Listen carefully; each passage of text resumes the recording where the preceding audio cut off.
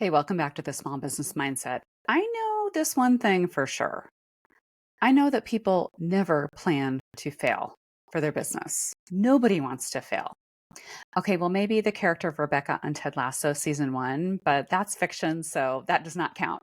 But in business, nobody plans to fail. But what I find more oftenly is people fail to plan. So that's something we're going to talk about today. As business owners, whether you're starting up from scratch and you're just making your way for the first time, or maybe you've been in business for a while and ready to grow, and maybe you've had some early success and you're riding that wave, if you fail to plan, it's very difficult to maintain that level of success. And I'm going to give you a few tips on how to do that. So let's tell a story first. I work with lots of small business owners throughout my career. I'm in commercial real estate. In a couple of instances, it was very gratifying to get to work with these small business owners and have them consider, why are they planning? Because they don't need to. One of my clients owned coffee shops, multiple coffee shops in the same market, doing well, being profitable. And she came to me, she says, okay, I think I want to open another location. She's like, but in doing my research, I know what I need. Each store needs to generate a certain dollar amount. I know what kind of staffing I need. I know what kind of inventory, but I need to hit those markers because she did her homework. And so, in talking with her about location, it wasn't just a matter of, does it have a high traffic count? Are there, available spaces in that area? It had more to do with, was there a need for higher end coffee in that area of town? So what we did, we went to the Small Business Development Center. And here's a wonderful free resource. And I know I've talked about it before. The SBA.gov, and I'll put the website in the show notes. The Small Business Administration has small business development centers all over the country in lots of different communities. And I bet there's one somewhat close to you.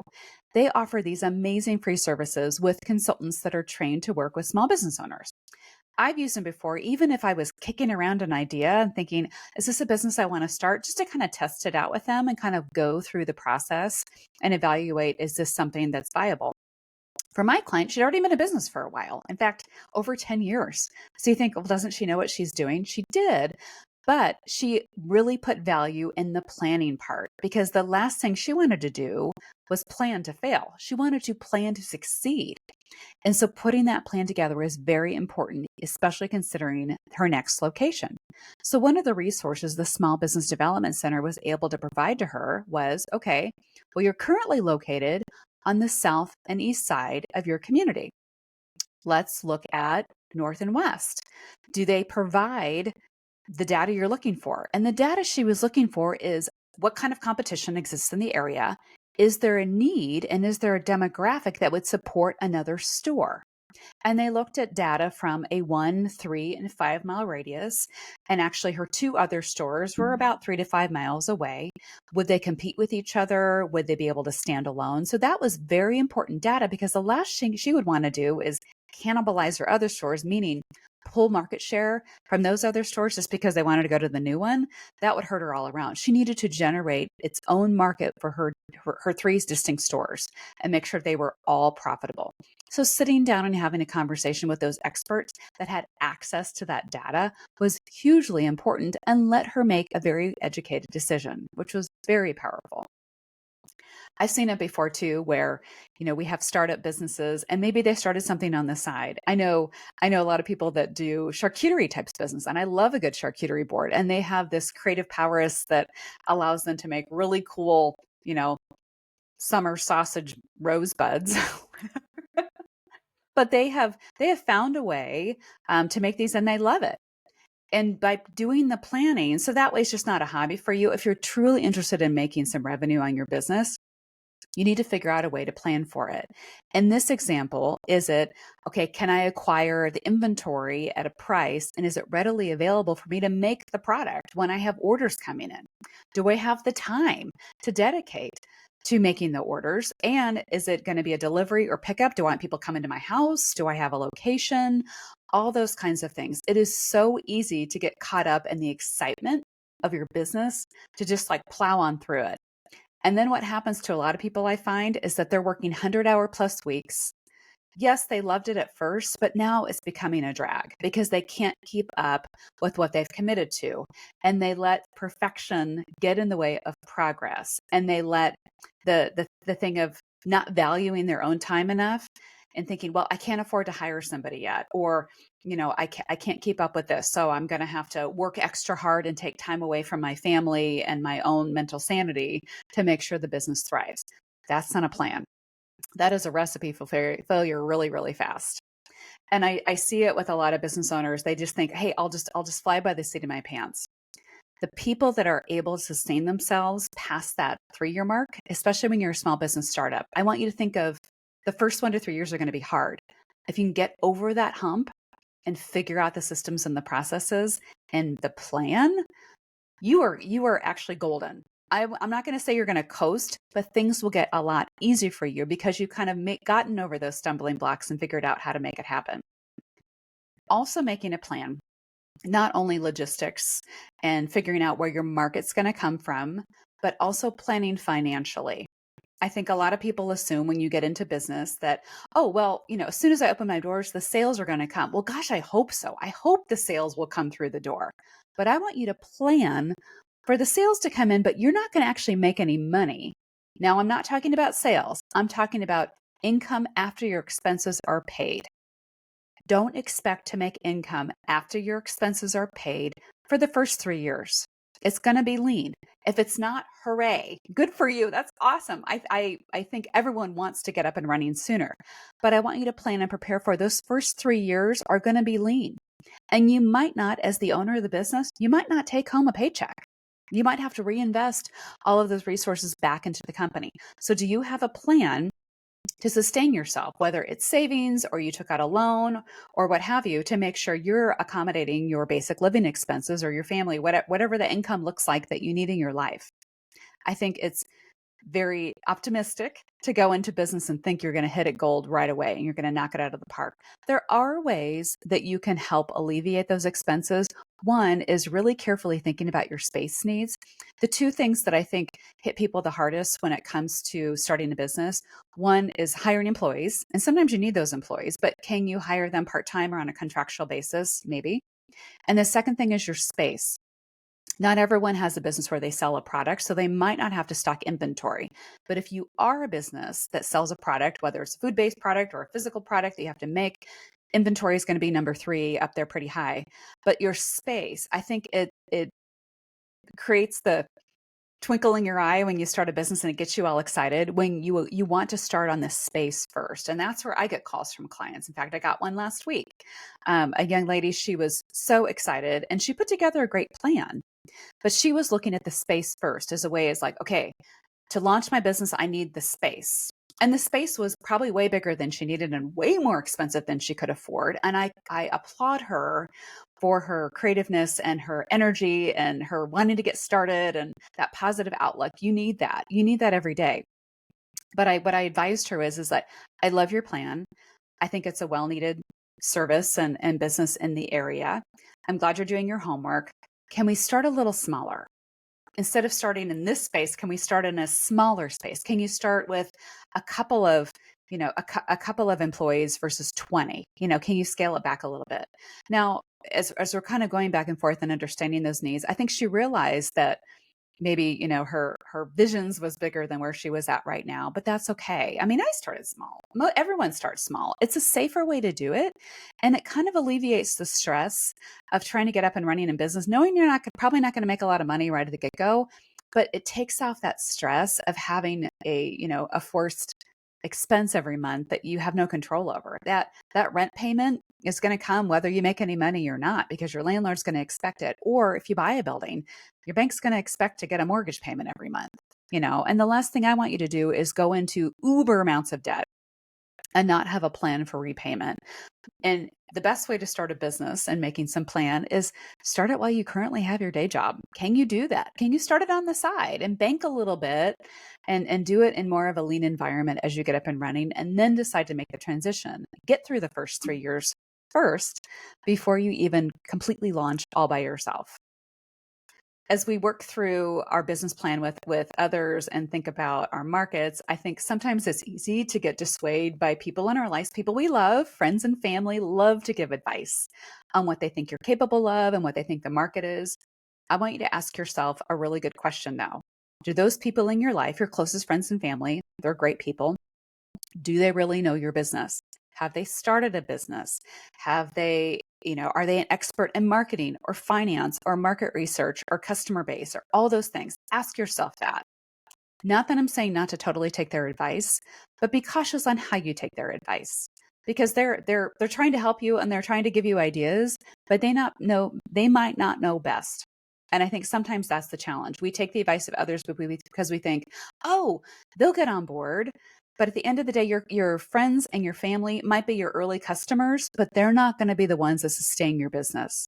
You need to be able to grow your business outside of your immediate circle. And that's a really hard nut to swallow.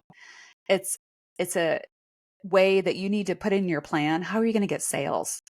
How are you going to go after an expanding market of customer base? Now, you might be in an industry where you currently work and you have a salary, you have a stable job, and you're looking to open maybe a complementary business or an evolutionary business that takes kind of your skill set already. So maybe you already have a customer base. So before I got into real estate, I was in banking. And I had created lots of great relationships with business owners across the community I work in. So I already had a network. Granted, I was selling banking services versus real estate services, but it was an easier transition because they're complementary businesses. And I think it was easy for my customer base to really relate to me of, oh yeah, I trusted you when you were in the banking industry. Making the transition into real estate will be an easy switch. And, establishing yourself in that area didn't take as long for me because I already had the network. What I get a lot of younger people, and I'm an advisor for the business school and at the university in our community. And I get a lot of young people really excited to get into real estate. And I always ask them like, why? Why do you want to get into real estate? Now, granted, it's a low entry career field to choose. You don't need a college degree and you literally can go out and take a test and take the class and get your real estate license. It's not that hard. But what the hard part is building the network and building your area of expertise so your customer base can trust you. You need to have some experience to be able to relay that information, to understand what their needs are, and to help coach them, kind of like I am, to go forward. And you want to build that. And unfortunately, you can't build it overnight. You have to build it over time. So thus I go back to that 1 to 3 year mark, making the plan. How will you grow that network? Where are your customers going to come from? And what your ideal customer looks like. I think it's also very easy as business owners, as we are trying to navigate our plan for business and grow our business, is that we'll take any business that comes our way. And I caution you against that. As you're getting started, you might take every business that comes your way because you don't exactly know what your business needs just yet. And you might find a niche within that business. You're like, oh, what they're requesting of me and what they're asking for my business. Yes. Can I do it for them? Absolutely. I can create the service or the product and make that customized to them. But you have to ask yourself this, is customize it to that client needs. Will it bring you income? Hopefully. Does it take more time and money than would to make another product? That's what you have to ask yourself. I see this a lot. I worked with a party planner a number of years ago, and she created this platform for helping with children's birthday parties or any kind of party. I mean, she was kind of the party organizer.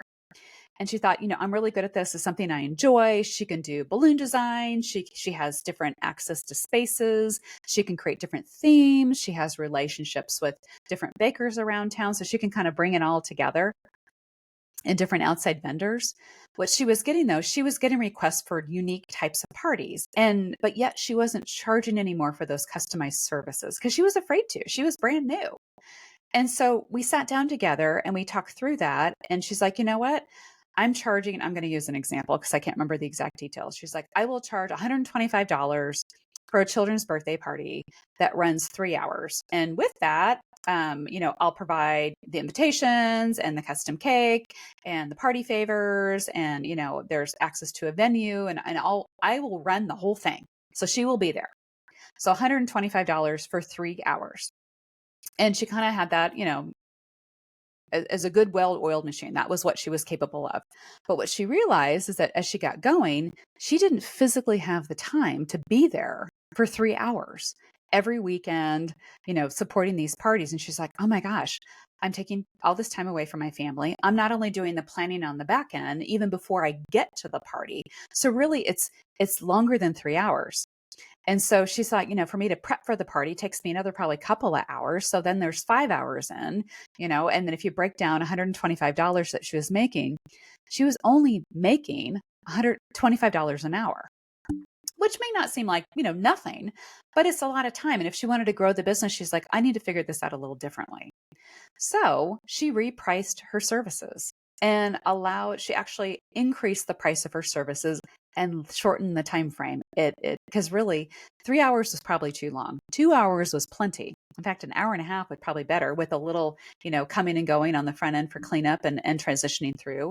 That allowed her to get more parties booked in a day's time, usually on a Saturday or a Sunday or in an evening. And then she allowed different tiers based on, was it an at-home party where the location wasn't included? Was it, at a location, different locations had different price levels, and then different tiers. She didn't provide the same thing for every level. Sometimes people didn't want decorations, or they didn't want a party bag, but they wanted a cake and they wanted invitations. I don't know. So they could price it based on a tiered basis. And then she found some staff members that she could hire on an hourly basis and pay them like $10 an hour, and they would staff the party. And they would be fun and they would be engaging and they would make sure everything was set up and cleaned up and stuff like that, which allowed her to then recruit more business for, the next weekend and book it out and plan for it. So she didn't have to physically be there every single time. So she valued her time value was in the planning part, not in the actual implementation. She continued those relationships with those vendors, whether it be the baker or the event venue or the different people that would come in, the balloon artist or the clown or, whatever, bringing in the puppies to make the party fun and engaging. And that's how she was able to grow her business. She thought very early on, she's like, I can do this all by myself. I mean, I love doing it. It's easy for me. But in really evaluating, sitting down and putting the plan together, she realized, one, her time was worth more. And what she was offering needed to be positioned a little differently, because people were willing to actually to pay more for her services, especially when word of mouth got out. They're like, she's amazing. She makes it easy. As a parent of planning this party, I don't have to do anything. I just give her some ideas and she comes back and puts it all together. And we had a great time, and it was no hassle, no fuss. And my kid was happy and I was happy and I didn't have to worry about it. And that's exactly what you want in a client. So going back to my original proposition, nobody plans to fail, but very few people, well, is more than I hate to admit, fail to plan. And I want you to be the latter. I want you to plan and revise that plan and connect with resources like the Small Business Administration and ask those questions. How can I look at this differently? What parts of my plan do I need to tweak? I know when I've written my business plan over the years, sometimes I got stuck on things. I'm like, I don't know the answer to this. Let it percolate for a while and kind of put a question mark by it. You might fly through some of your business plan and make it look great, and other times you might get a little stuck. The last thing I want to mention before we close for today is the financial side. So the financial side, and that's also making a plan. I want you to commit to, as a business owner or a startup business, every year at a minimum, you are sitting down and taking a deep dive on your finances, not just for your business, but for your personal side too. As a business owner, you also have to have your personal finances in line and organized, because more than likely at some point during your business journey, you're probably going to have to ask for capital from investors, or you're going to have to go to a bank and get a loan. And either of those two parties are going to want to take a look at your personal financials and your business financials. Because if you're a startup business, your business financials might not look so great right away, but your personal financials need to be solid, enough to support the business, enough to keep the doors open, and enough to support a loan payment if that's what you're going after. So get organized with that. If you're listening to me, whether you're listening to me on YouTube or on your podcast platform, jump on my website, which is kirstenflory.com, or follow me on Instagram and DM me. If you're interested enough, I will send you a free financial planning guide that allows you to put in those personal financial details to kind of walk you through that. So drop me a DM and I will be happy to share that information out with you. So hopefully you learned some tips and tricks how to plan to succeed, not plan to fail.